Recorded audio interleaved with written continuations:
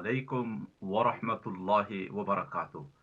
नाज़रीन इकराम, एक और प्रोग्राम के साथ मैं आपकी खिदमत में हाजिर हुआ हूँ। और आफाक,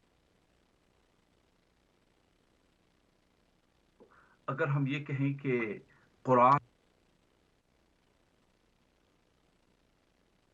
हाथ ये बेजा तक़वा, अक्सर हम इसका तर्जुमा परहेजगारी करते हैं, अल्लाह से डरना, खौफ इलाही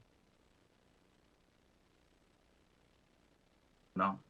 अंग्रेजी में इसके लिए हम गॉड कॉन्शियसनेस, अल्लाह कॉन्शियसनेस, और मेरे अपने तर्जमे द मैजेस्टिक कुरान में हमने इसके लिए 6 मुख्तलिफ मानी में से एक मानी जो लिया है वो है माइंडफुलनेस, कि इंसान जो है वो बेदार मग, चौकन्ना और हाजिर होता है, हाजिर रहता है।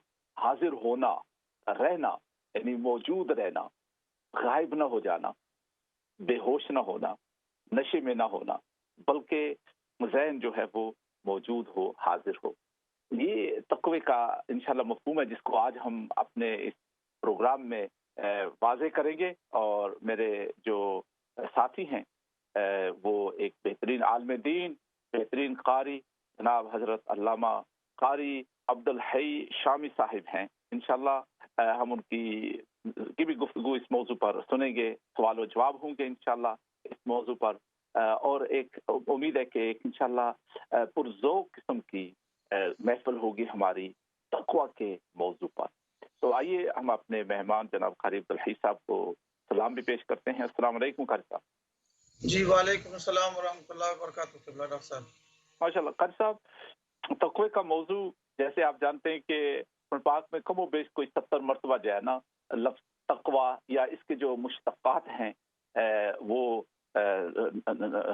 मौजूद हैं। तो जिससे पता चलता है कि बड़ा अहम मौजू है कि कुरान पाक ने इसका तकरार किया है, बार बार इसको जिक्र किया है। और तकरार जो है वो ताकीद के लिए होता है, अहमियत को वाज़े करने के लिए होता है, किसी चीज़ के मकसद की अहमियत को बढ़ाने के लिए होता है जो है ना। तो आइए देखते हैं कि कारी साहब, आपने इसके लिए ये जो मैंने कहा कि 70 से ज़ायद आयात हैं तक़वे के मौजू पर, आपने कौन सी आयत मुंतखब की है हमारे नाज़रीन के हदिया करने के लिए? जी, औज़ु बिल्लाहि मिनश शैतानिर रजीम, बिस्मिल्लाहिर रहमानिर रहीम। अल्लाह रब्बुल इज़्ज़त का इरशाद गिरामी है जी, वतज़व्वदू फ़इन्न खैरज़ ज़ादि तक़वा वत्तक़ून या उलिल अलबाब। फरमाया अपना ज़ाद राह ज़्यादा करो और सबसे बेहतरीन ज़ाद राह जो है वो तक़वा है। फिर आगे फरमाया वत्तक़ून या उलिल अलबाब। दूसरी दफा फिर इस्तेमाल फरमाया लफ्ज तक़वा इसी एक ही आयत के जुज में। फरमाया ऐ अक्लमंदो तक़वा इख्तियार करो। और क़िराअत की जुबान में वत्तक़ून या उलिल अलबाब को हमजा बिन हबीब अज़ियात अल-कूफी ने कुर्राए सबा में से पढ़ा है वत्तक़ूनी या उलिल अलबाब। वत्तक़ूनी वक़फ़न, और याकूब अल-हद्रमी ने अशरा में से इसको पढ़ा है वत्तक़ूनी या उलिल अलबाब मअन, जिसका ओके कारी माना साहब, ये बन जाएगा। मैं जरा थोड़ी सी यहाँ जो है ना सबसे पहले तो इस आयत का जो सियाक़ो सबाक है और इस आयत का जो शान नज़ूल है वो इस मौजू के साथ इसका ताल्लुक हज के साथ है। यहाँ हज की गुफ्तगू हो रही है सूरह अल-बक़रा में। इसके पहले भी बाद में भी हज के जो मसाइल और शराइत और उसकी तरफ अल्लाह ताला रग़बत दिला रहे कि हज करें। और फिर फरमाया कि हाँ, हज पर जाओगे अगर तो क्या होगा, वतज़व्वदू, सामान तैयार करो, उसके लिए ज़ादे राह जो है वो मुहैया करो और अपने आप को प्रिपेयर करो, बी प्रिपेयर्ड। ज़ाहिर है कि जब हम किसी सफर के लिए जाते हैं तो अक्लमंद इंसान जो है ना उसके लिए अच्छी प्रिपरेशन और जो ज़ादे राह है वो लेता है जाना। फरमाया वतज़व्वद, हज के लिए बेहतरीन जो है वो ज़ात तैयार करो। اور فرمایا کہ وہ کیا ہے، وہ تزودوا فإن خیر الزاد التقوی، جو سب سے بہترین زاد راہ ہے وہ تقوی ہے۔ تو قاری صاحب یہ بڑی عجیب بات ہے کہ ہم جا رہے ہیں سفر پر ہمیں سواری چاہیے، خوراک چاہیے، لباس چاہیے، پیسے چاہیے، لیکن اللہ تعالیٰ فرماتے ہیں کہ فإن خیر الزاد التقوی، جو بہترین زاد راہ ہے وہ تقوی ہے۔ تو اس میں اس میں کیا سبق دیا جا رہا ہے؟ جی، اس میں کیونکہ انسان جو ہے ڈاکٹر صاحب پوری زندگی میں مسافر ہوتا ہے، اور اس کی ڈیسٹینیشن جو ہے وہ اللہ رب العزت کی بارگاہ ہے اور اس کی حضوری ہے۔ اس کی حضوری کے لیے اپنے آپ کے ساتھ زاد راہ ضروری ہے۔ اور قرات کی زبان میں یہاں یہ وضاحت کرنا چاہتا تھا کہ جب ہم حمزہ کی قرات میں پڑھیں گے وَاتَّقُونِی یا اُولی الالباب، تو اس میں اللہ رب العزت نے ڈیسٹینیشن بتا دی، فرمایا اے لوگو تم مسافر ہو، اور تمہاری جو ڈیسٹینیشن ہے، جو تمہاری پہنچ ہے، وہ کیا ہے؟ میری بارگاہ ہے۔ اور تم یہ اس بات سے ڈرو کہ تم کس بارگاہ میں حاضر ہونا ہے اور کس زاد راہ کے ساتھ، یہ وقفاً ہوگا۔ اب یعقوب الحضرمی کی جو قرات ہے وہ معن ہے، اس میں معن میں انہوں نے یہ فرمایا، اب ابتدا اور انتہا دونوں کو ملا کے فرمایا وَتَزَوَّدُوا، اور یہ فعل متعدی ہے، فرمایا تم زیادہ کرو اپنے زاد راہ کو، اور یہ بات یاد رکھو کہ تمہارا یہ جو سفر ہے اور اس کی زاد راہ بھی اتنا بڑی ہونی چاہیے جتنا تمہارا سفر بڑا ہے۔ اور فرمایا تمہاری ڈیسٹینیشن کیا ہے؟ اللہ رب العزت کی بارگاہ ہے، تو لہٰذا تم اپنی جو تیاری ہے اتنا ہی بڑے ہجوم کے ساتھ کرو جتنا بڑی بارگاہ میں تم نے پہنچنا ہے۔ اوکے، اور تو اس اگر کا ہم ترجمہ جو ہم کریں گے نا قاری صاحب، آسان اپنے ناظرین کے لیے، وہ تزودوا، زاد راہ جو ہے وہ تیار کرو، اور سب سے بہترین جو زاد راہ ہے وہ تقوی ہے، اور واتقونی، اور شاید یہاں ایک لحاظ سے تقوی اختیار کرو، یہ سب سے بہترین زاد راہ ہے۔ اور پھر یہ کہ مجھ سے ڈرو، اب یہاں واتقونی میں اس کی تقوی کی جو ہے نا وضاحت ہو رہی ہے، اس کو کھول کر بیان کیا، واتقونی، جیسے کہ آپ نے کہا کہ ایک قرات میں جو ہے نا صرف واتقونی نہیں ہے بلکہ واتقونی، مجھ سے ڈرو، واتقونی یا اولی الالباب، عقل مندو ہے، عقل مند لوگو کیا کرو کہ مجھ سے ڈرو۔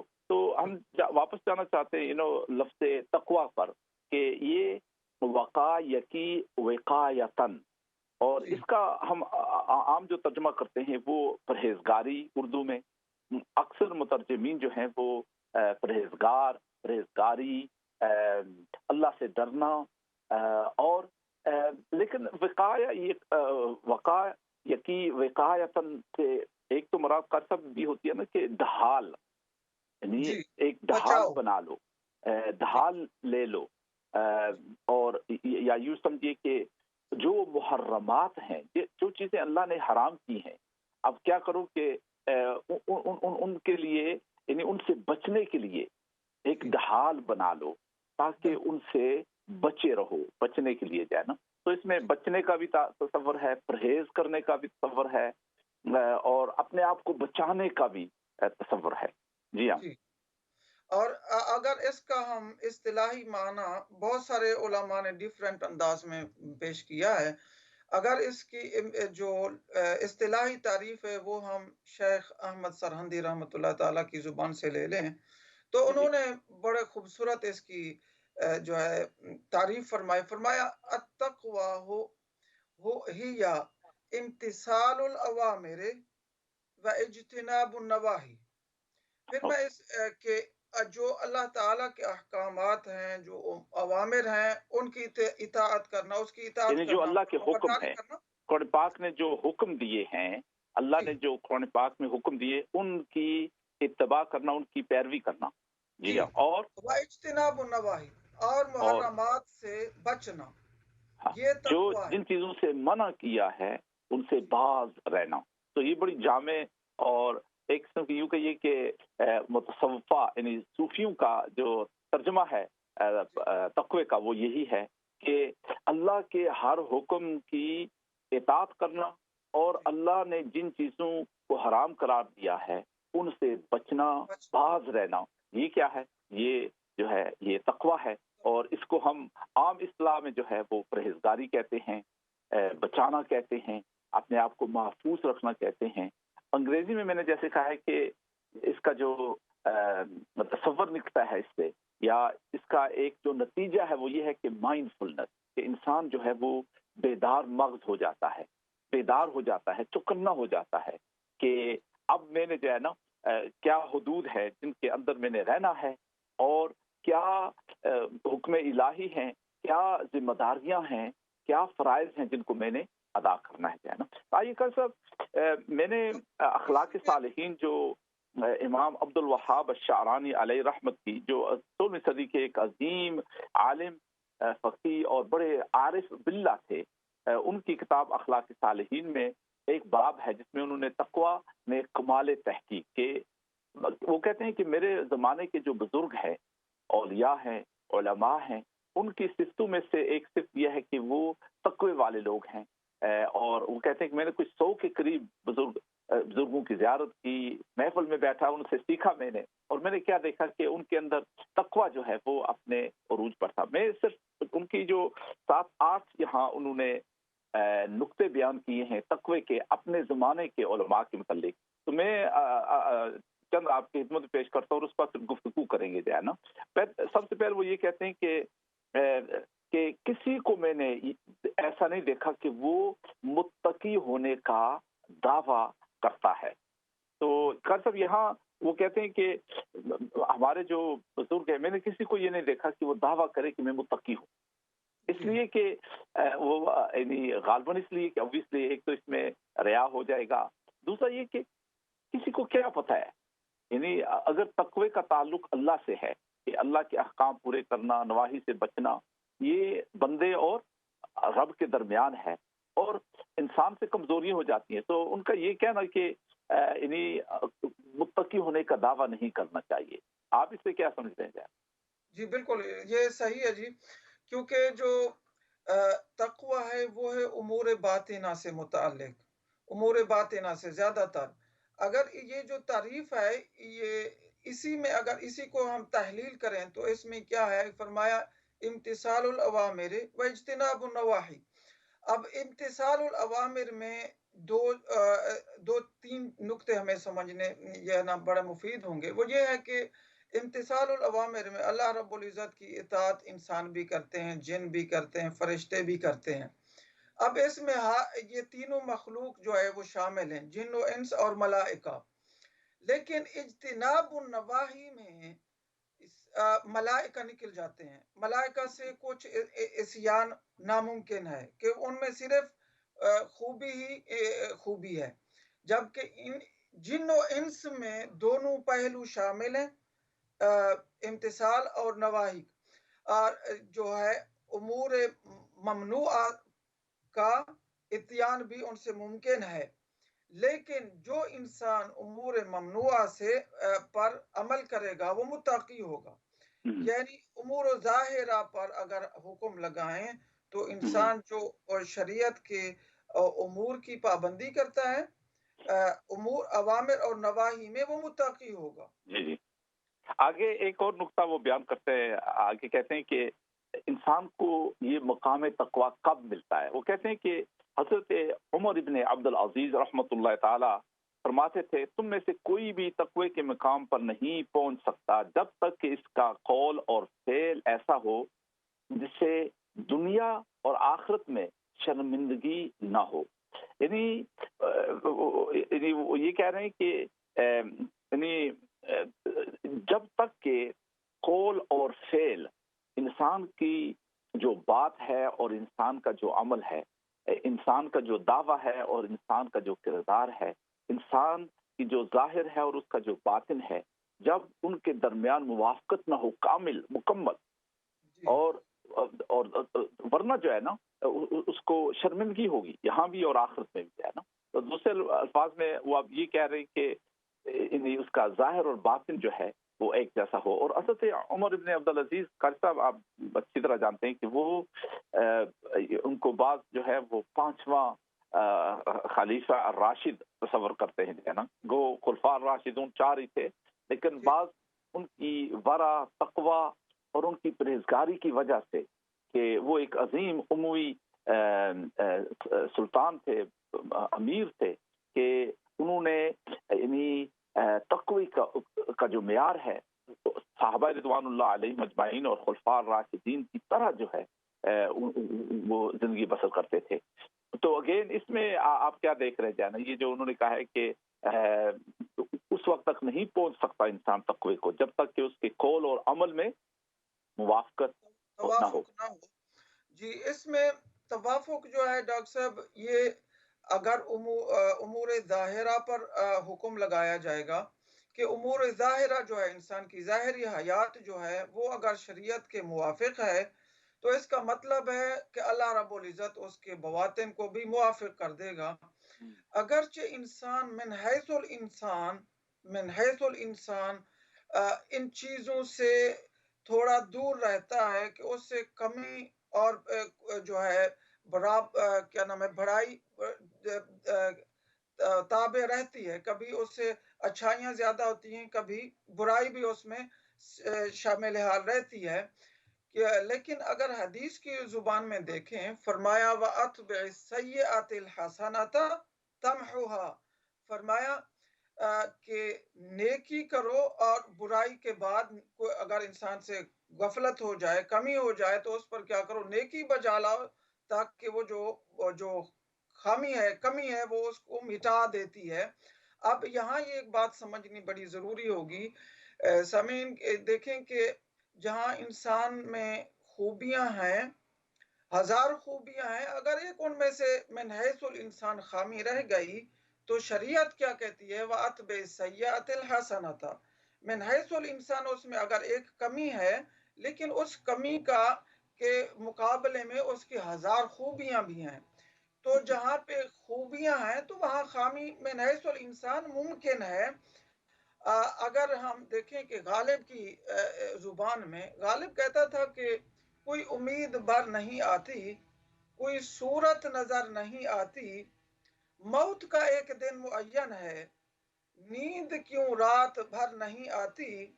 آگے اس نے تقوی کے لیے جو معنی ہے وہ استعمال کیا، کہتا ہے جانتا ہوں ثواب طاعت و زہد کا ویسے ہماری زبان میں معنی ہوتا ہے، تقوی کا جو لغوی معنی ہماری زبان میں بنتا ہے وہ زہد بنتا ہے، ہم کہتے ہیں زاہد متقی. یعنی کہتا ہے جانتا ہوں ثواب طاعت و زہد پر طبیعت ادھر نہیں آتی، کہ اسے پتا تھا کہ ثواب طاعت زہد میں بہت کچھ ہے، لیکن من حیث الانسان اس کی طبیعت عام طور پر مشقت اور جو کیا کہتے ہیں کہ ہارڈ شپ ہے اس کی طرف انسان کی من حیث الانسان طبیعت نہیں کرتی ہے. یہ غالب کا کے متعلق ہم سب جانتے ہیں کہ وہ بات چھپاتا نہیں تھا، اپنی کمزوریوں کو بھی جو ہے نا وہ ظاہر کرتا تھا، لوگوں کی بھی جو ہے وہ ظاہر کرتا تھا. اور یہاں وہ ہے کہ ہم سب کی جو چھپی حالت ہے کہ ہم یعنی بعض اوقات سست اور کاہل ہو جاتے ہیں نیکی کرنے کے حوالے سے. یہ اس کی طرف اشارہ کر رہا ہے کہ ہم اکثر جو ہے وہ اپنی ذمہ داریاں جو ہیں وہ نبھانے سے اور ادا کرنے سے وہ کرتے ہیں، بھاگتے ہیں جو ہے نا. تو صاحب یہاں ایک اور نقطہ حضرت عبد الوہاب شارانی علیہ رحمت نے لکھا ہے تقوی کے باب میں. وہ کہتے ہیں کہ ایمان جو ہے وہ ننگا ہے اور اس کا لباس تقوی ہے. آپ دیکھیے ایمان کیا ہے، وہ نیکڈ ہے، ننگا ہے. ننگا سے مراد کہ ابھی وہ صرف جو ہے نا لا الہ الا اللہ محمد رسول اللہ کہہ دینا، اب ایمان آ گیا، ایماندار ہو گیا اب ہے، اور وہ جو ہمارے عقائد ہیں ان کو مان لیا آپ نے. لیکن فرماتے ہیں کہ یہ اب ننگا ہے جو ہے نا، اس کو اگر خوبصورت بنانا ہے، مزین کرنا ہے، اس کے اندر جمال پیدا کرنا ہے، تو کیا کرنا ہے کہ تقوی جو ہے وہ اس کا لباس ہے. اور یہ قرآن پاک کی اوبیسلی قرآن پاک میں بھی آتا ہے نا کہ وہ لباس التقوی، جی بالکل یہاں اللہ تعالیٰ فرماتے ہیں کہ جو تقوی ہے یہ لباس تقوی پہن لو جو ہے نا. تو اس حوالے سے آپ تھوڑی اس کی وضاحت کرتے جائے نا. جی فرمایا ہوا لباس تقوی کے تقوی کا لباس اختیار کرو کہ مطلب ہے تقوی کو اپنا اوڑھنا بچھونا بناؤ اور جتنا چیزیں تقوی سے ملتی ہیں ظاہر کے لیے بھی اور باطن کے لیے بھی ان کو اختیار کرو. اسی لیے ان چیزوں کو اگر دیکھیں انالائز کریں اس کی تحلیل کریں تو قرآن مجید کی دوسری آیت میں ارشاد ہے فرمایا وَتَعَاوَنُوا عَلَى الْبِرِّ وَالتَّقْوَى وَلَا تَعَاوَنُوا عَلَى الْإِثْمِ وَالْعُدْوَانِ. اب یہاں جو واو ہے یہ واو مغایرت کے لیے واو عاطفہ ہے اور واو عاطفہ کی خاصیت کیا ہوتی ہے کہ وہ تغایر چاہتی ہے. اگرچہ یہاں تغایر لفظی موجود ہے وَتَعَاوَنُوا عَلَى الْبِرِّ بر ایک اور بر کا معنی بھی نیکی ہے تقوی کا معنی بھی نیکی ہے وَتَعَاوَنُوا عَلَى الْبِرِّ وَالتَّقْوَى لیکن تغایر لفظی کے باوجود تماثل معنوی ہے.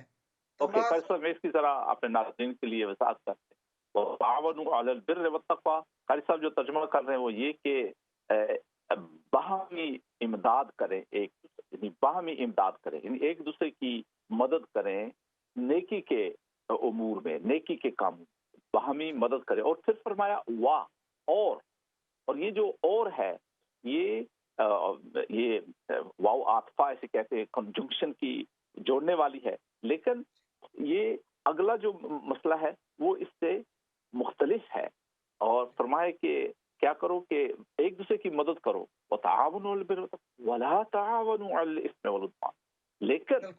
لیکن جب برائی کا معاملہ آئے تو پھر جو ہے وہ ایک دوسرے سے تعاون نہ کرو. لیکن یہاں ہم جو قاری صاحب بات کریں وہ لباس التقوی کی کہ لباس یعنی تقوی کیسے لباس بنتا ہے تقوی جو ہے وہ لباس کیسے بنتا ہے. اور یہ اصل بات ہے جو میں چاہتا ہوں کہ انہیں جو قرآن پاک نے بار بار تقوی کا جو ذکر کیا ہے تقوی جیسے ہم نے کہا کہ یہ صرف خوف نہیں ہے یہ صرف پرہیزگاری نہیں ہے بلکہ یہ انسان کا ایک بہت خوبصورت چہرہ بناتا ہے اس کا لباس بن جاتا ہے اور اس کے اندر جمال پیدا کرتا ہے جلال پیدا کرتا ہے اس کے اندر حیا پیدا کرتا ہے اس کے اندر خوبیاں جو ہیں وہ نشو و نما پاتی ہیں جو ہے نا. تو یہاں جو حضرت عبد الوہاب الشعرانی علیہ رحمت نے یہ جو بات کہی ہے کہ ایمان ننگا ہے اور تقوی اس کے لیے جو ہے وہ لباس ہے. جیسے کہ ہم لباس پہن کے یعنی میں نے یہ کوٹ پہنا ہے یہ ٹوپی پہنی ہے اس سب کا مقصد کیا ہے ایک جمال پیدا کرنا خوبصورتی پیدا کرنا. تو فرماتے ہیں کہ دیکھو ایمان تمہارا ننگا ہے اگر اس کے اندر خوبصورتی پیدا کرنا چاہتے ہو رنگ بھرنا چاہتے ہو جمال پیدا کرنا چاہتے ہو اس کی صورت کو بہتر بنانا چاہتے ہو تو پھر تقوی اختیار کرو جائے نا. تو قاری صاحب اگلا جو ایک اور یعنی یہاں اس کے متعلق تقوی کے متعلق کیا ہے نا حضرت عبد الوہاب الشعرانی علیہ رحمت فرماتے ہیں کہ امیر المؤمنین حضرت علی رضی اللہ تعالی عنہ فرماتے تھے کہ جو عمل تقوی کے ساتھ ہو وہ کم نہیں ہوتا کیونکہ وہی مقبول ہے جیسے کہ اللہ تعالیٰ فرماتے ہیں کہ انما یتقبل اللہ من المتقین کہ بے شک اللہ تعالیٰ جو ہے جو متقین ہیں ان کی ہر کام کو قبول کرتا ہے. یہاں گویا کہ ایک قسم کی شرط لگا دی گئی ہے کہ جب تک متقی نہیں ہوگے تقوی والے نہیں ہوگے تو کسی قسم کا خیر کا کام تمہارا بھی جو ہے نا قبول نہیں ہو سکتا یعنی اس کے اندر خیر ہی ہو نہیں سکتے جب تک کہ وہ تقوی والا نہ ہو. انما یتقبل اللہ من المتقین. تو اس حوالے سے آپ کا کیا کہیں گے یہ بڑی مشہور آیت ہے. جی فرمائے انما یتقبل اللہ من المتقین اللہ رب العزت جو اعمال ہیں وہ متقین کے قبول فرماتا ہے. ایون کہ اگر ڈاکٹر صاحب زمانہ جاہلیت کی تاریخ کو بھی دیکھا جائے نا تو وہ بھی ایک قسم کی لوگ ابھی ہماری بریک ہونے والی ہے تو ناظرین سے بھی گزارش ہے کہ انشاءاللہ یہ بڑا دلچسپ موضوع ہے اس کو ہم اس مختصر سی بریک کے بعد جو ہے جاری رکھیں گے. آپ بھی آئیں. انما یتقبل اللہ من المتقین. لا إله إلا الله محمد رسول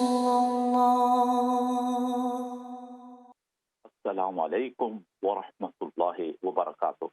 नाज़रीन इकराम, हम एक बड़े अहम मौजू पर गुफ्तगू कर रहे हैं और वो है तकवा। अभी तक हमने तकवे की जो इस्तिलाह है और तकवे का जो मानी है, हज़रत मुजद्दिद अल-अफ़सानी शेख अहमद सरहंदी रहमतुल्लाह ताला की ज़ुबान से सुना था कि इम्तिसालुल अवामिर व इज्तिनाबुन नवाही, कि जो अल्लाह के हुक्म है और फराइज हैं उनको अदा करना और जिन चीज़ों को अल्लाह ने हराम किया उनसे बाज रहना। ये उन्होंने इसका एक सादा सा तर्जुमा किया है। और उसके बाद फिर हमने हज़रत अब्दुल वहाब शारानी अलैहि रहमत, जो उनके एक किस्म के जो है वो हम असर थे असल में, और उन्होंने जो बेहतरीन और खूबसूरत यानी तक़वे के मौजू पर गुफ्तगू की है कि तक़वा जो है, मिसाल के तौर पर उन्होंने कहा है कि ये जिस तरह ईमान जो है वो नंगा है और उसका लिबास क्या है, वो तक़वा है। जमाल देने वाला, उसको खूबसूरती देने वाला, ये क्या है, ये तक़वा है। तो इंशाल्लाह हम इस गुफ्तगू को कि तक़वा हमारे लिए क्यों ज़रूरी है, कि हम अपने ईमान को मजबूत बनाने के लिए, कुर्बे इलाही हासिल करने के लिए, अल्लाह के मुक़र्रबीन और करीबी होने वाले अगर बनना चाहते हैं तो बगैर तक़वा के हो नहीं सकता। इन्नमा यतक़ब्बलुल्लाहु मिनल मुत्तक़ीन। अल्लाह ताला फरमाते हैं कि अल्लाह जो मुत्तक़ीन हैं उन्हीं के अमाल को कबूल फरमाता है। कारी साहब, इसकी जरा आप वजाहत करने वाले थे कि इन्नमा यतक़ब्बलुल्लाहु मिनल मुत्तक़ीन। जी, इसके लिए कुरान मजीद में अल्लाह रब्बुल इज़्ज़त ने इरशाद फरमाया, सूरह मोहम्मद में जी फरमाया, इन्नमल हयातुद दुनिया लअइबुन व लहवुन व इन तु'मिनु व तत्तक़ू यु'तिकुम उजूरकुम व ला यसअलकुम अमवालकुम। अब इस आयत करीमा में अल्लाह रब्बुल इज़्ज़त ने इरशाद एक दुनिया की हयात की एक खुलासा के तौर पे बयान फरमाया इन्नमल हयातुद दुनिया लअइबुन व लहव व इन तु'मिनु व तत्तक़ू यु'तिकुम उजूरकुम व ला यसअलकुम अमवालकुम। तो इसमें अल्लाह रब्बुल इज़्ज़त ने दुनिया की ज़िंदगी और दुनियावी इस सफ़र को, के इंसान के इस सफ़र को अल्लाह रब्बुल इज़्ज़त ने इरशाद फरमाया और कुरान ने बड़े जामे और माने तौर पर इरशाद फरमाकर फिर फरमाया, वइन तु'मिनु व तत्तक़ू, अगर तुम ईमान ले आओ और तक़वा इख्तियार करो तो हम तुम्हें ऐसा अजर देंगे जो तुम्हारी आखिरी जो जिंदगी है, जो आखिरी हयात है, उसके लिए इनफ हो जाएगा। तो ज़ाद राह की से चूंकि बात चली थी, तो ये जो आखिरी ज़ाद राह है, ये जो अजर है, सवाब है, तकवा से जो मिलना है वो है। अब इसी आयत की आगे तफसील सूरतुल लैल में बड़ी खूबसूरत अंदाज में इरशाद फरमाया फअम्मा मन अअता वत्तक़ा।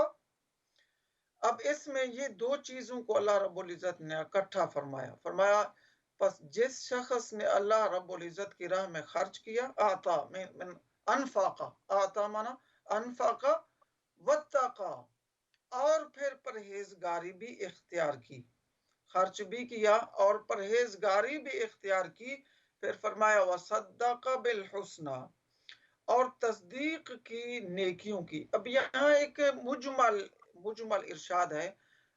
तस्दीक बेसिकली ये तस्दीक, इससे मुराद ईमान की तस्दीक भी, दीन की भी, इस्लाम की। लेकिन अगर इसको वाइड माना में लिया इसका जाए, ये कि यदि जहां उसने कोई खूबसूरती देखी, अच्छाई देखी, दयालाई देखी, उसको उसने तस्लीम कर लिया कि ये अच्छा है यार, यानी अप्रूव किया, अग्री किया दूसरे अल्फाज में। लेकिन अगला जो इसका नतीजा है ना, वो क्या है, फसनुयस्सिरुहु लिल-युस्रा, यानी जो देने वाला बनेगा, साहिब तकवा बनेगा और खूबसूरती और अच्छाई को तस्लीम करने वाला बनेगा, फसनुयस्सिरुहु लिल-युस्रा, कि हम क्या करेंगे, आसान कर देंगे उसके लिए, यानी उसके उमूर को, उसके मामलात को जो है वो हम आसान कर देंगे। तो कर साहब, आप ये जो आयतें पढ़ी हैं, इनमें जहाँ ये फरमाना कि ईमान ले आओ और फिर कहा कि तकवा भी, अच्छे काम करो, फिर कहा कि साथ तकवा भी हो, तो ऐसे पता चलता है कि इन्हीं एक जो ज़ाहिरी आमाल हैं वो ज़ाहिर है, नमाज पढ़ना, रोज़ा रखना, حج کرنا, زکات دینا, یہ سارے ظاہری اعمال ہیں, لیکن فرمائے کہ ان کی جو روح ہے وہ کیا ہے, جب تک کہ وہ نہیں ہوگی اس کے ساتھ, اس وقت تک گویا کہ مقبول نہیں ہے جائے نا. ایکچولی ڈاکٹر صاحب دیکھیں, یہاں دو چیزوں کو اللہ رب العزت میں واو عاطفہ ہے, ہم نے پہلے عرض کیا تھا سامعین سے کہ یہ تغیر چاہتی ہے. اب فَأَمَّا مَنْ أَعْطَى, جس نے انفاق فی سبیل اللہ کیا, یہ امور ظاہرہ سے متعلق ہے. اب درمیان میں واو آئی جو تغیر کے لیے. اب امور باطنہ کے لیے اللہ رب العزت نے ارشاد فرمایا, کیونکہ امور ظاہرہ انسان کی ظاہر جس کو میں آپ ہر بندہ دیکھ سکتا ہے, لیکن امور باطنہ کو میں نہیں دیکھ سکتا ہوں آپ کے اعمال کو. آپ میرے صاحب یہاں آپ نے یہ جو واو مغایرہ کا ذکر کیا نا, یہ بڑا ضروری ہے کہ ناظرین ماشاءاللہ بڑے غور سے سنتے ہیں اور سمجھنا چاہتے ہیں کہ کیا مطلب ہے اس کا. تو ناظرین اصل جو بات ہے وہ یہ کہ قاری صاحب بھی کہہ رہے ہیں کہ ایک تو ظاہر کا ذکر کیا, ظاہر عمل کا. ظاہر عمل کیا ہے؟ پیسے دے دینا, صدقہ خیرات دے دینا, آتا. اور تقوی بھی اختیار کیا. اور وہ کیا ہے؟ وہ اس ظاہر کی طرح نہیں ہے جو ہے نا, وہ ایک باطنی چھپی ہوئی چیز ہے جو ہے نا. تو قاری صاحب کا یہ اصل مقصد ہے کہ واو کا یہاں مغایرہ ہونا سے مراد یہ ہے کہ, اور یعنی اس کا یہ معنی نہیں ہے کہ یہ دونوں مختلف چیزیں ہیں. اصل مطلب یہ ہے کہ اس کا تعلق جو ہے, یعنی ہے تو دونوں, یعنی مثلا آپ اللہ کی راہ میں خرچ کرتے ہیں, لیکن اگر نیت یہ نہیں ہے کہ رضا الہی حاصل ہو, بلکہ نیت یہ ہے کہ لوگ دیکھیں اور کہیں بڑا سخی ہے, بڑی سخاوت کرنے والی ہے جائے نا, اور یہ تو بڑے غنی لوگ ہیں, تو پھر کیا ہوگا؟ وہ سارے اعمال کی جو نیکیاں ہیں, خوبیاں ہیں, ختم ہو جائیں گی جائے نا. جی ہاں جی. پھر فرمایا اگلی آیت میں اسی کے جز ہے, فرمایا وَصَدَّقَ بِالْحُسْنَى, اب ان کی خوبیوں کی تصدیق بھی کی. اب ان خوبیوں کو اگر مطلق لیا جائے تو انسان کے اعمال صالحہ کو, اس کے کاموں کو, ان معاملات کو اس نے قبول بھی کیا, ان کو ریکگنائز کیا کہ یہ انسان من حیث الانسان ہے, لیکن اس کی خوبیاں یہ بھی ہیں, یہ بھی ہیں, یہ بھی ہیں. فرمایا ان کو بھی قبول کیا. اب انسان کی خوبیوں کو ریکگنائز کرنا بھی اب ان دونوں چیزوں کا خلاصے میں رکھ دیا. فرمایا جس نے امور ظاہرہ بھی ٹھیک کیے, باطنہ کو بھی ٹھیک کیا, وصدق بالحسنى. اب یہ جملہ مستقلہ ہے اگرچہ, کیونکہ آیت مستقل ہے, وصدق بالحسنى. اب دوسرے کی خوبیوں کو بھی قبول کیا, تو گویا کہ یہ امور ظاہرہ اور باطنہ کے ساتھ اس کا جو ثمرہ رکھ دیا. فرمایا کہ انسان کی من حیث الانسان, لیکن اس کی خوبیوں کو بھی تسلیم کیا. اب ان خوبیوں سے مراد محسن کا احسان ہو, اس میں نیک کی نیکی ہو, اس میں جس طرح سے بھی انسان کی جو جتنے پوری 70-80-90 سال کی زندگی میں بہت ساری خوبیاں ظاہر ہوتی ہیں, بہت سارے امور ہوتے ہیں, معاملات ہوتے ہیں. فرمایا ان کو بھی تسلیم کیا. فصل و یسر. اب فا جو ہے یہ جزائیہ ہے. پھر فرمایا اس انسان, ان تینوں چیزوں کی جزا ہم کیا دیں گے کہ اس کے معاملات کو آسان کر دیں گے, تو معاملات دنیا کے ہوں یا آخرت کے. یہاں تین چیزوں کا حکم ہے کہ دینا, تقوی اختیار کرنا, اور جہاں کہیں خوبی اچھائی ہو رہی ہو اس کی تصدیق کرنا, اس کے ساتھ تعاون کرنا اس کی. اور پھر نتیجہ کیا بتایا اس کا ہوگا؟ فَسَنُيَسِّرُهُ لِلْيُسْرَىٰ. جس شخص کے اندر, جس عورت کے اندر, جس مرد کے اندر یہ خوبیاں ہوں گی کہ وہ دینے والا ہے, صدقہ کرنے والا ہے, خیرات کرنے والا ہے, اور سخی ہے, اور دینے والا ہے بس, اور اس کے اندر پھر تقویٰ ہے, وہ صرف اللہ کی رضا کے لیے یہ کر رہا ہے. اور پھر یہ کہ جہاں خوبی دیکھتا ہے تنقید نہیں کرتا, لڑائی نہیں کرتا, جھگڑا نہیں کرتا, بلکہ خوبی دیکھ کر, خوبصورتی دیکھ کر اس کی تصدیق کرتا ہے. ہم ان کے لیے جو ان کے اعمال ہیں ان کو آسان کر دیں گے. تو اگلی جو آیت ہے, اپنے اگلی جو 3 آیات ہے مولانا قاری صاحب, وہ ہے وَأَمَّا مَن بَخِلَ وَاسْتَغْنَىٰ وَكَذَّبَ بِالْحُسْنَىٰ. فَسَنُيَسِّرُهُ لِلْعُسْرَىٰ۔ گویا کہ قرآن پاک یہ کہہ رہے کہ اگر آپ کو یہ سمجھ نہیں آئی نا یہ تین چیزیں کیا ہیں، آؤ ہم ان کی جو ضدیں ہیں وہ بیان کرتے ہیں تاکہ تمہیں سمجھ آ جائے۔ ضدیں کیا ہیں؟ دینے کی ضد کیا ہے؟ بخیل ہونا، بخیل ہونا، دوسروں کے ساتھ شیئر نہ کرنا، اپنی جو دولت ہے، مال ہے، اپنا جو ٹیلنٹ ہے، اپنی جو اچھائیاں ہیں وہ دوسروں تک نہ پہنچانا، دوسروں کو نہ شیئر کرنا جو ہے نا، یہ بخل ہے جو ہے۔ وَأَمَّا مَنْ بَخِلَ وَاسْتَغْنَىٰ، وہاں فرمایا تھا کہ آتا واتقا، دینے والا بھی ہے اور پرہیزگار بھی ہے۔ یہاں فرمایا کہ واستغنیٰ، وہاں اللہ سے ڈرنے والا، اللہ سے لو لگانے والا اور اللہ سے اللہ کے احکام کی پابندی کرنے والا، یہاں پر واستغنیٰ، وہ مستغنی، اپنے آپ کو اللہ سے مستغنی، بے نیاز سمجھتا ہے جائے۔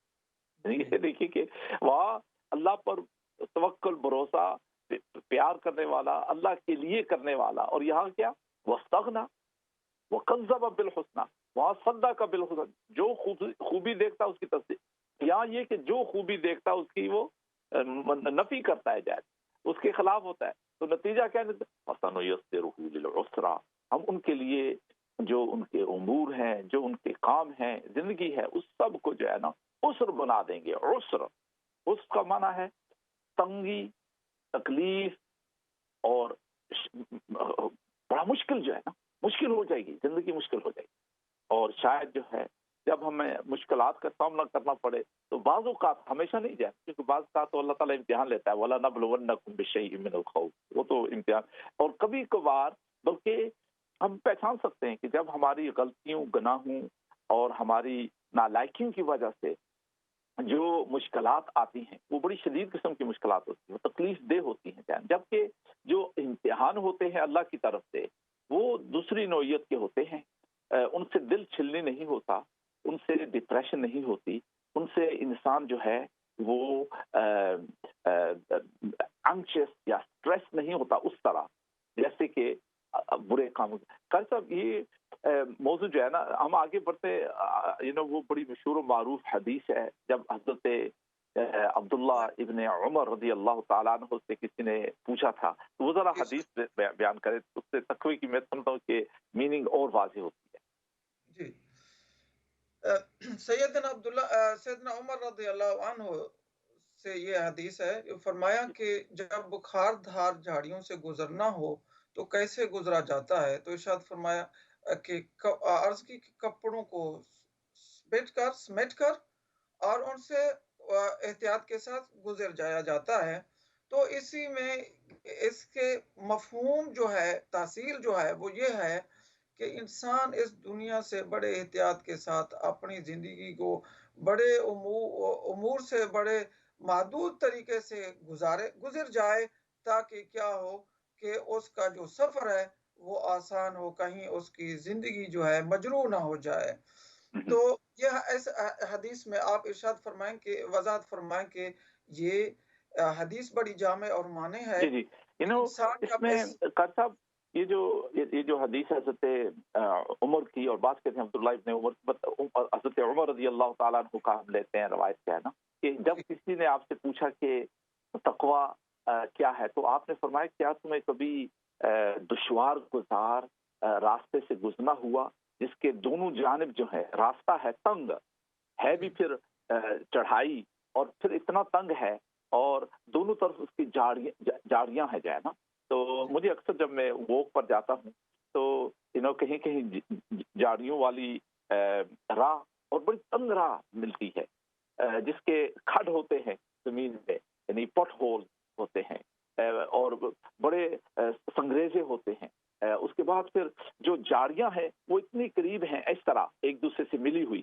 تو فرماتے ہیں حضرت عمر کے جب آپ اس دشوار گزار راستے سے گزر رہے کیا کرتے ہیں، اپنی جو چادر ہے، اپنا جو کوٹ ہے، اس کو لپیٹ لیتے ہیں کہیں ان میں اڑ نہ جائے۔ تو فرمایا کہ جس طرح یہ ایک استعارہ ہے تقوی کا، میں سمجھتا ہوں بڑا جامع قسم کا استعارہ ہے جو ہے نا، ویری بیوٹیفل میٹافور، کہ دیکھو جس طرح زندگی کی مشکلات ہیں ان سے اگر ہم نے گزرنا ہے تو بڑے احتیاط کے ساتھ گزرنا ہوگا. اور تقوی جو ہے یہ وہی یعنی طریقہ ہے، تقوی وہی طریقہ ہے جو انسان کو دشواریوں سے بچاتا ہے جو ہے نا، اور اس کی جو سوچ ہے، اس کی جو فہم ہے، اور اس کا جو ذہن ہے، اس کا جو کردار ہے، اس پر اس کا ایسا گہرا اثر ہوتا ہے کہ انسان جو ہے وہ بڑی آسانی کے ساتھ ان مشکلات سے گزر جاتا ہے. یعنی جس طرح بال کو جو ہے وہ ہم مکھن سے کھینچ لیں، اس طرح جو ہے نا وہ فَسَنُ يَسِّرُهُ لِلْيُسْرَى، اور پاک نے بھی کہا تھا کہ ہم آسانیاں بنا دیں گے جو ہے نا. تو تقوی بڑی اہم چیز ہے. اسی طرح قاری صاحب سورہ الطلاق میں میری آج کی منزل تھی جو ہے نا، اس میں بھی اللہ تعالیٰ فرماتے ہیں جو ہے نا، کسی خاتون نے بھی اس کے متعلق سوال کیا تھا کہ یہ جو اللہ تعالیٰ فرماتے ہیں کہ وَمَن يَتَّقِ اللَّهَ يَجْعَل لَّهُ وَمَن يَتَّقِ اللَّهَ يَجْعَل لَّهُ يَرْزُقْهُ مِنْ حَيْثُ لا لا يحتسب. يحتسب. تو یہاں اس کا کیا آپ کیسے ترجمہ کریں گے؟ وَمَن يَتَّقِ اللَّهَ يَجْعَل لَّهُ مَخْرَجًا وَيَرْزُقْهُ مِنْ حَيْثُ لا يحتسب. لا يحتسب. اس میں ارشاد ہے کہ وَمَن يَتَّقِ اللَّهَ يَجْعَل لَّهُ مَخْرَجًا، جو اللہ رب العزت سے ڈرتا ہے. اب اس میں من جو ہے یہ عموم پر دلالت کرتا ہے، خواہ وہ مرد ہو یا عورت ہو، چھوٹی ایج کا ہو یا بڑی کا ہو. فرمایا جو کوئی بھی تقوی کی راہ پر چلے گا، وَمَن يَتَّقِ اللَّهَ يَجْعَل لَّهُ مَخْرَجًا، تو اللہ رب العزت اس کی سارے معاملات کی مشکلات کو آسان کر کے اس کو ان مشکلات سے گزار دے گا. يَجْعَل لَّهُ مَخْرَجًا، اس کا کوئی مخرج نکال لے گا، اس کی کوئی آسانی کا سبب پیدا کر دے گا. وَيَرْزُقْهُ مِنْ حَيْثُ لَا يَحْتَسِبُ، اور پھر اس کی یہاں وَيَرْزُقْهُ مِنْ حَيْثُ لَا يَحْتَسِبُ. اب آپ جانتے ہیں کہ فعل مضارع جو ہے حال اور استقبال پر دلالت کرتا ہے. فرمایا اس کی اس دنیا کے معاملات کو بھی آسان کر دیں گے. وَيَرْزُقْهُ مِنْ حَيْثُ لَا، اس دنیا میں بھی اس کو ہم وافر عطا کر دیں گے، اور مستقبل میں بھی، یعنی مستقبل سے مراد ہے کہ اس کی آخرت کو بھی، آخرت میں بھی ہم بہت کچھ عطا کر دیں گے.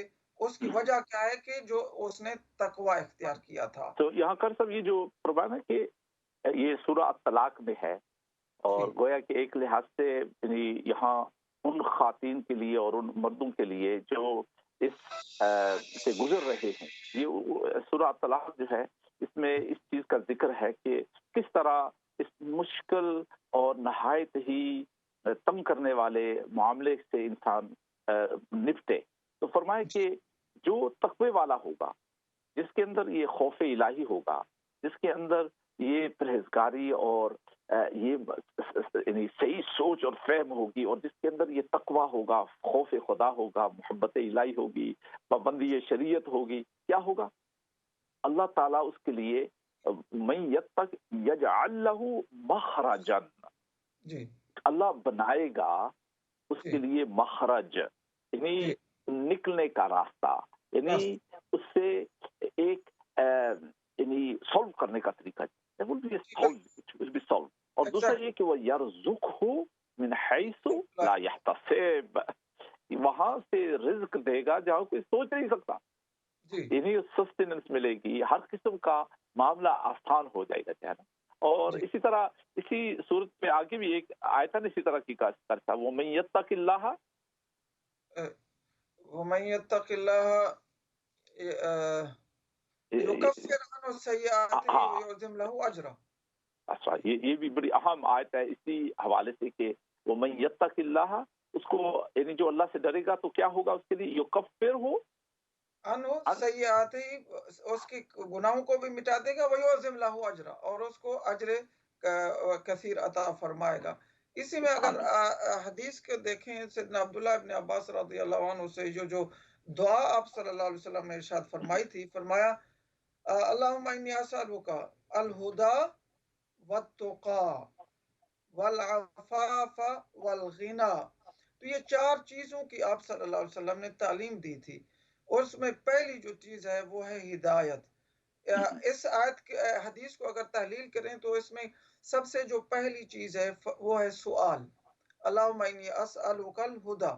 اب سوال جو ہوتا ہے، اس سوال میں طلب ہوتی ہے. اب طلب جو ہے ایک رجا کا معنی پر دلالت کرتی ہے، جس کا مطلب یہ بنتا ہے کہ انسان کا امید کا پہلو راجع ہوتا ہے نا امیدی سے.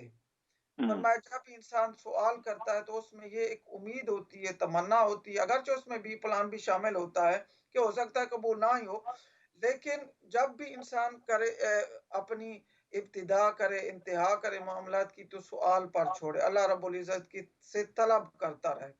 کیا چیزیں؟ فرمایا 4 چیزیں ہیں۔ پہلی جو چیز ارشاد فرمائے الہدا، ہدایت کا آپ بہتر سمجھتے ہیں، معنی ہوتا ہے گائیڈنس، رہنمائی، کہ جن معاملات میں اللہ رب العزت کی رہنمائی شامل ہوتی ہے ان کو پذیرائی ملتی ہے، وہ کامیاب ہوتے ہیں، مکمل پایا تکمیل تک پہنچنے میں آسان ہوتے ہیں۔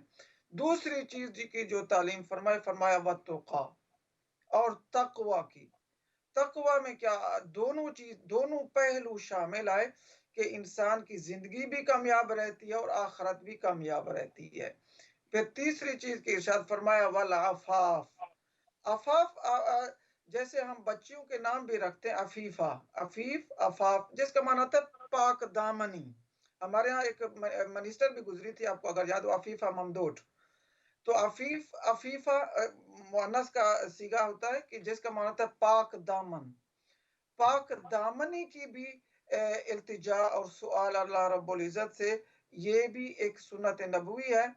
پھر چوتھی جو چیز اس حدیث مبارکہ میں فرمایا والغنا، یہ انسان کی، اب کیا ہوتا ہے کہ انسان کی ساری زندگی کی تگ و دو کیا ہوتی ہے، مال و دولت، دنیا آخرت، لیکن آخرت یہ جو غنا ہے، یعنی مال و دولت ہے یا دنیاوی امور سے متعلق اشیاء ہیں، ان کو چوتھے نمبر پہ رکھا، لیکن پہلے دوسرے اور الفاظ میں دوسرے اور تیسرے قناعت، نمبر پر جی، یعنی اتنا، یعنی اے اللہ جتنا تو دے گا اس پر قانع ہو جائے، کہاں ہو کہ جائے۔ یہ 4 دعائیں جو ہیں، اللہم انی اسألک الہدا، اے اللہ ہدایت بھی دے، یعنی اللہ سے سوال کرے، مانگ رہے، اے اللہ ہدایت بھی دے، تقوی بھی دے، اور عفت، پاک دامنی اور آنکھوں کی حفاظت کی توفیق عطا فرما، اور اے اللہ اتنا مال دے جس سے ہم قانع ہو جائے، یعنی یعنی خوش ہو جائے، راضی رہ جائے نا۔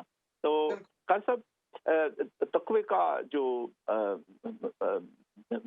موضوع ہے، اور یہ جو بڑا اہم اسلامی نظریہ ہے، بلکہ قرآن پاک نے فرمایا کہ ہدی للمتقین، قرآن پاک نے اپنا مقصد یہ بیان کیا ہے کہ جو قرآن پاک ہے یہ ہدایت ہے متقین کے لیے۔ دوسری جگہ فرمایا ہدی للناس، ہر ایک کو ہدایت دیتا ہے، لیکن خاص جو اس سے مستفید ہونے والے ہیں، زیادہ مستفید ہونے والے وہ کیا ہے؟ پرہیزگاری والے، متقی ہوں گے۔ یہاں میں چاہتا ہوں کہ چونکہ علامہ عبد الوہاب الشعرانی علیہ رحمت جو عاطف ربانی تھے 16ویں صدی کے، میں ان کی کتاب سے یہ باب لیا ہے، تو میں چاہتا ہوں کہ ان کی اگلی جو بات ہے نا اس معاملے میں، وہ فرماتے ہیں کہ آپ اکثر فرمایا کرتے تھے، یہ حضرت عمر ابن عبدالعزیز کے متعلق، کہ متقی کی علامت یہ ہے کہ وہ کلام کرنے سے لگام دیا گیا ہو جیسے احرام کی حالت میں محرم ہوتا ہے۔ یعنی یہ کہ جو تقوی والا ہے، متقی ہے، وہ بہت کم باتیں کرتا ہے، جس طرح محرم ہے، محرم کہتے ہیں جو نا احرام پہنا ہوا ہے۔ اب جو احرام والے ہوتے ہیں، آپ سب کو معلوم ہے کہ ان پر بہت ساری چیزیں حرام ہوتی ہیں، ہے حلال چیزیں لیکن وہ حرام ہو جاتی ہیں، مثلا خوشبو لگانا۔ تو اسی طرح فرماتے ہیں کہ تقوی کی یہ نشانی بتا رہے کہ جو تقوی والے لوگ ہیں، پرہیزگاری والے لوگ ہیں، وہ کم باتیں کرتے ہیں، اور خاص کر کے جو غیبتیں ہیں، چغلیاں ہیں، جو جھوٹ ہے، اور جس سے دوسروں کی دل آزاری ہوتی، اس قسم کی باتیں تو سوال نہیں پیدا ہوتا وہ کریں، بلکہ وہ کم گو ہوتے ہیں۔ خیر صاحب، تو انشاءاللہ ابھی کیونکہ ہم آخر میں آ رہے ہیں، تو قاری صاحب سر مختصراً آپ یعنی تقوی کے حوالے سے کیا اپنے ہم ناظرین کو پیغام دیں گے صرف 30 سیکنڈ میں؟ جی، اب اس میں اگر سیدنا ابو ہریرہ رضی اللہ عنہ کی حدیث کا خلاصہ میں پیش کر دوں تو آپ صلی اللہ علیہ وسلم سے پوچھا گیا کہ جنت میں سب سے زیادہ لوگ کون جائیں گے؟ فرمایا جو متقی ہوں گے۔ فرمایا عرض کی جہنم میں سب سے زیادہ کون جائیں گے؟ فرمایا جو زیادہ بطونی ہوں گے، الفم والفرج، کہ جزاک اللہ خیر صاحب، جو بہت اس کی خوب جو ہے زبان نا. محفوظ نہیں ہوگی اور شرمگاہ محفوظ اوکے، نہیں ہوگی تو تو وہ جہنم میں جائے گا. جزاک اللہ خیر صاحب، ہم اسی پر جو ہے نا اکتفا کرتے ہیں. تو ناظرین، امید ہے کہ اس موضوع پر ہم کبھی اور بھی گفتگو کریں گے. السلام علیکم ورحمۃ اللہ وبرکاتہ. لا إله إلا الله محمد رسول